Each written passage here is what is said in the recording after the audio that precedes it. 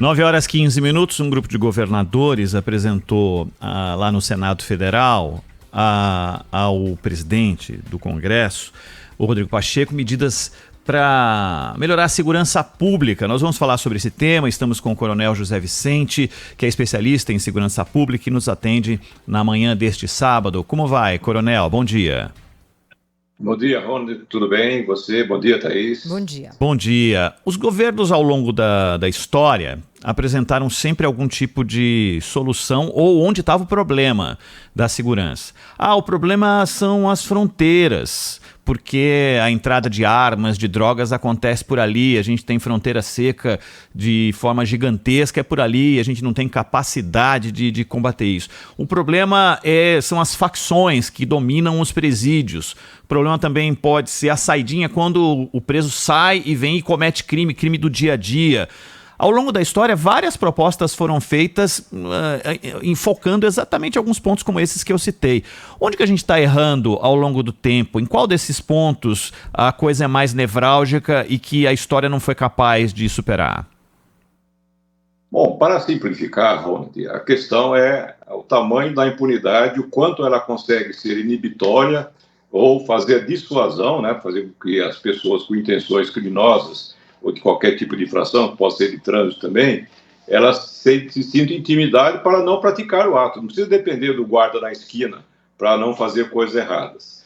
Portanto, há um conjunto muito grande de fatores, naturalmente, que faz uma sociedade melhor do que outra nessa questão da segurança pública. A segurança pública não pode depender apenas da possibilidade da polícia aparecer naquela esquina onde estão roubando um celular, por exemplo. E isso tem implicações com a estrutura de remédios que a sociedade tem para o controle criminal. E um desses remédios, naturalmente, é a legislação. A legislação, que é permissiva, é fraca, que não mostra uma resposta intimidadora, simplificando a coisa, para os infratores, ela acaba criando um espaço muito grande para a atuação de criminosos. O que os governadores estão fazendo, uma das medidas que eles propõem, portanto, é reduzir a impunidade para aquele tipo de crime que nós chamamos de habituidade, nome complicado, não seja tão habitual para o criminoso.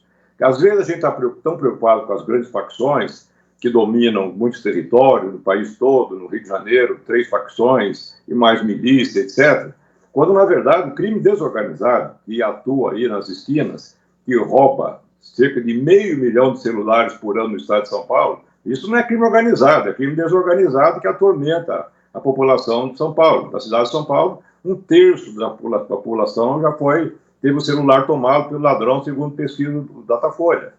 Então, o que se pretende? Na prática do dia a dia, a polícia, quando consegue prender um desses, eu estimo 1,5 milhão de criminosos que estão atuando no estado, quando prende o sujeito que roubou o celular, está o aparelho, está a vítima, etc., vai para um juiz, num prazo de 24 horas, para o juiz decidir se determina a prisão dele ou se ele vai cumprir em liberdade, aquela liberdade provisória para aguardar julgamento que ele sabe lá Deus quando acontecerá.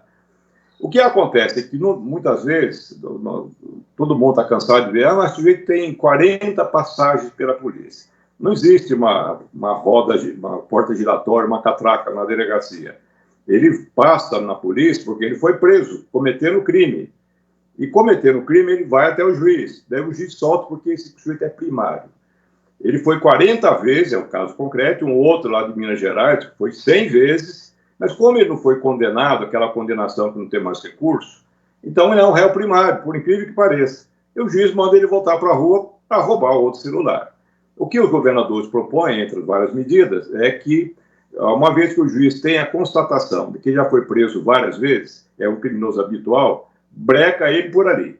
Ele vai para a cadeia esperar o julgamento das 40 passagens que ele teve anteriormente. Essa é uma das medidas. A gente está conversando aqui na Rádio Bandeirantes com o Coronel José Vicente da Silva Filho e os governadores também, Coronel, tentam de alguma forma dizer o seguinte: nós somos sim os responsáveis pelas polícias, militar e civil, mas é uma responsabilidade que precisa ser compartilhada também com o governo federal.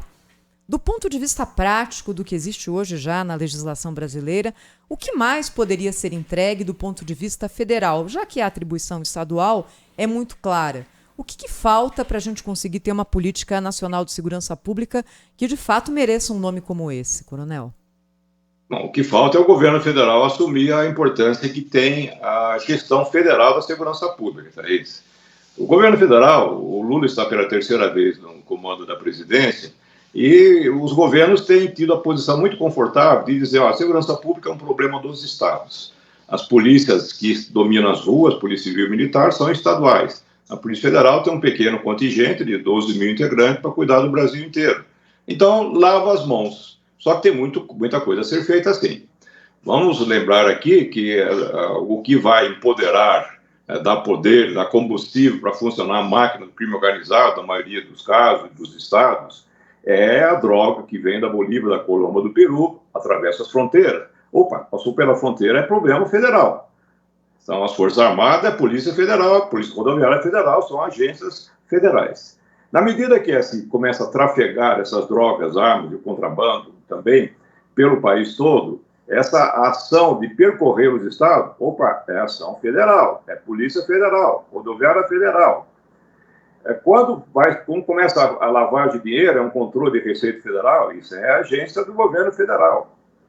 Então nós percebemos que o governo federal tem um enorme papel, porque se as drogas não chegarem aqui em São Paulo, né, por exemplo, elas vão dificultar a vida das facções, vão ter que fazer como o Rio de Janeiro, que trabalha com um produto 100% nacional, que são as milícias, que fica extorquindo a população por falta de atenção da polícia, sim, estadual. Esse é um problema tipicamente estadual. Mas existe muito mais coisa a ser feita pelo governo federal, como, por exemplo, utilizar as tecnologias, as práticas, as organizações do trabalho policial, como acontece no Sul, Sudeste, que são infinitamente mais bem-sucedidas do que os estados do Norte e Nordeste.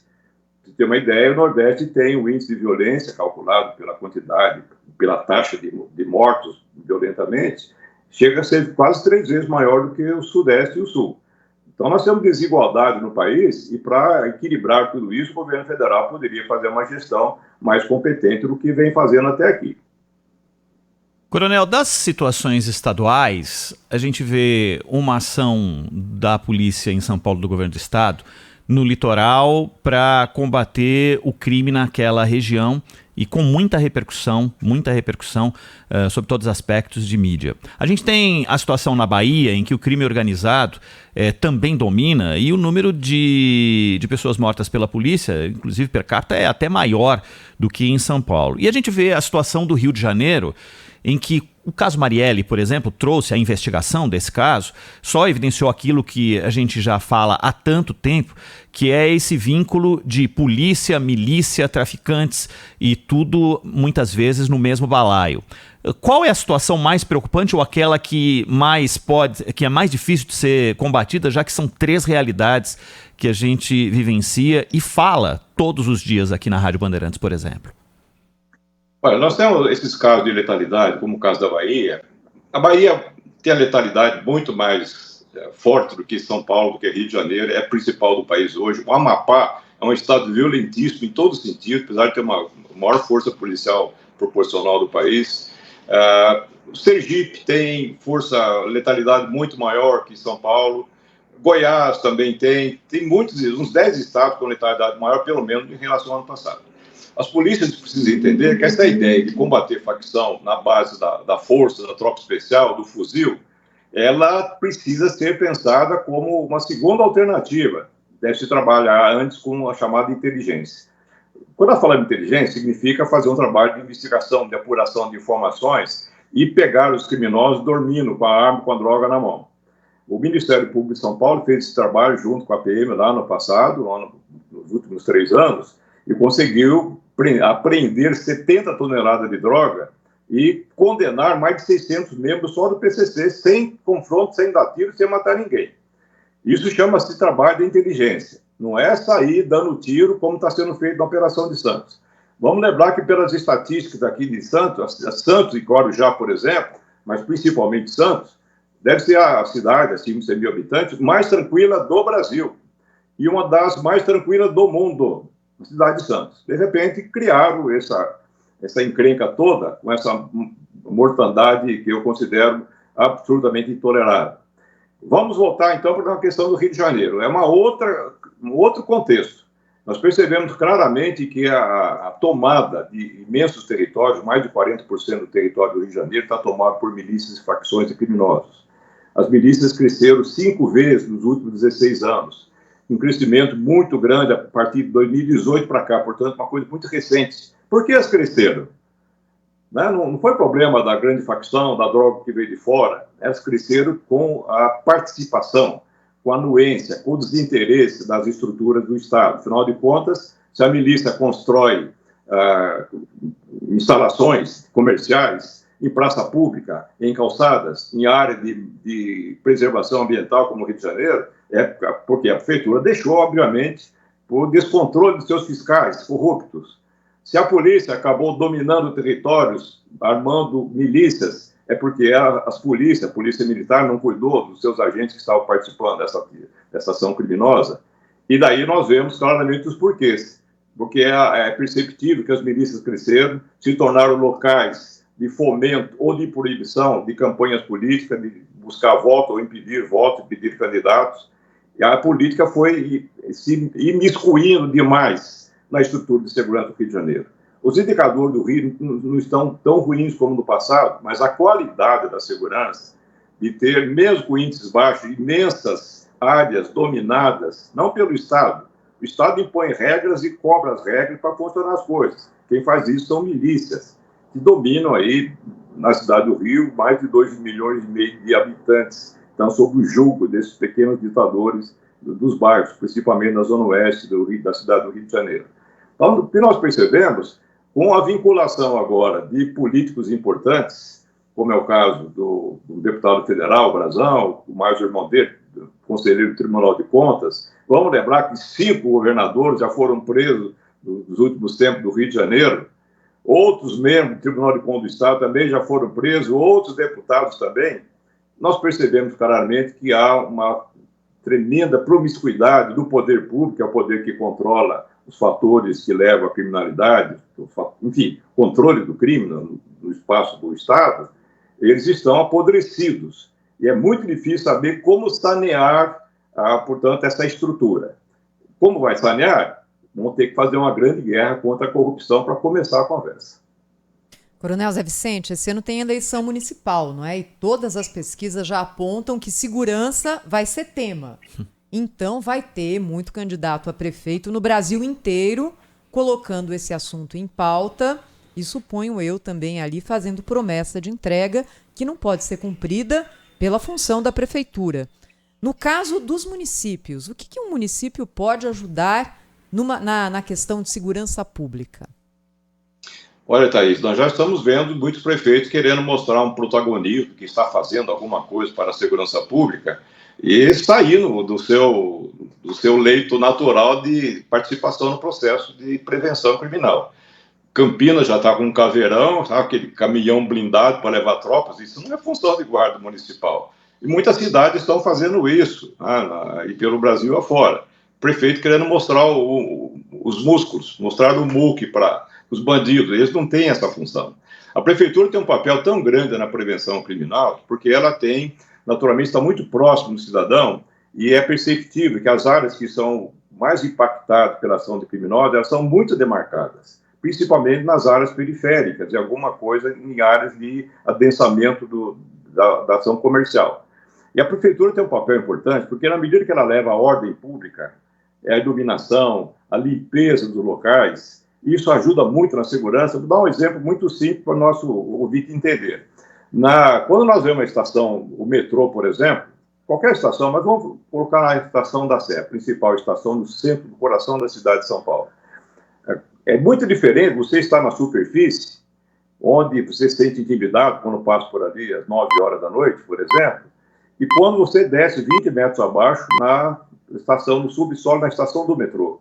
Lá tem iluminação, tem câmera, lugar limpo, não acontece nada. Você se sente seguro.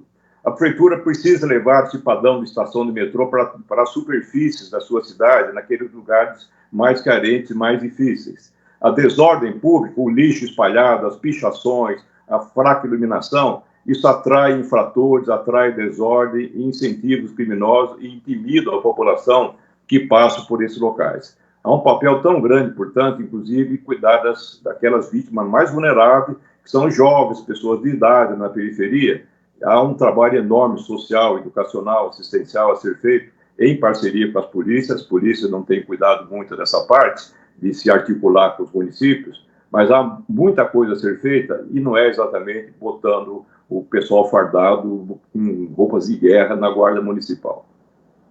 Coronel José Vicente, para a gente terminar aqui a nossa conversa de hoje, eu queria ouvi-lo sobre o que aconteceu em Mossoró, não é? A gente acompanhou aqui dia a dia a caçada àqueles 2 fugitivos do Presídio Federal de Segurança Máxima e nessa semana as forças que foram levadas para o Rio Grande do Norte começaram a ser desmobilizadas. Ou seja, é mais ou menos o Estado dizendo, não deu, deixa para lá, não vamos conseguir recapturar esses 2. O senhor, observando esse quadro, tem que leitura? Por que não se conseguiu prender aqueles 2 fugitivos? Olha, Thaís, prender fugitivo é muito difícil. Aqui em São Paulo nós temos 150 mil fugitivos para prender. Não fugiram dos presídios, mas estão com mandado de prisão, ordem judicial para prendê-los. No Rio Grande do Norte, onde fica aí a cidade de Mossoró, tem mais de 7 mil mandados de prisão e a polícia não consegue alcançar. E muitos deles são muito mais perigosos do que esses que fugiram. Esses fugiram vão ficar longe o mais rápido possível do estado do Rio Grande do Norte. Mas os bandidos habituais que atuam em Feliz, ou Rio Grande do Norte, que é um dos estados mais violentos do país, esses devem ser a preocupação da polícia. Mossoró mostra claramente a deficiência da gestão da segurança pública no país, porque presídio é também segurança pública. O governo federal tem apenas 5 presídios, somente 800 presos, nós temos 800 mil presos no país todo. São Paulo tem 170 presídios, e com apenas 5 presídios, eles não conseguiram evitar a fuga, uma fuga suspeitíssima de participação óbvia de funcionários. E o grande problema, na verdade, não é recapturar, é a responsabilidade de quem deixou esses 2 fugirem. Uma gestão tão fácil, tão simples como cuidar de um presídio como aquele. Só que, para isso, vai cair no colo do antecessor do atual ministro da Segurança e Justiça, ministro Flávio Dino, falava muito, mas, pelo visto, não cuidou desse pequeno detalhe da segurança pública que cabe ao governo federal. Nós conversamos aqui na Rádio Bandeirantes com o Coronel José Vicente, especialista em segurança pública. Coronel, muito obrigado pela atenção com a Rádio Bandeirantes. Até uma próxima. Até uma próxima. Bom dia a todos. Ótima Páscoa para todos. Para o senhor também. Muito obrigada, Coronel. 9h30.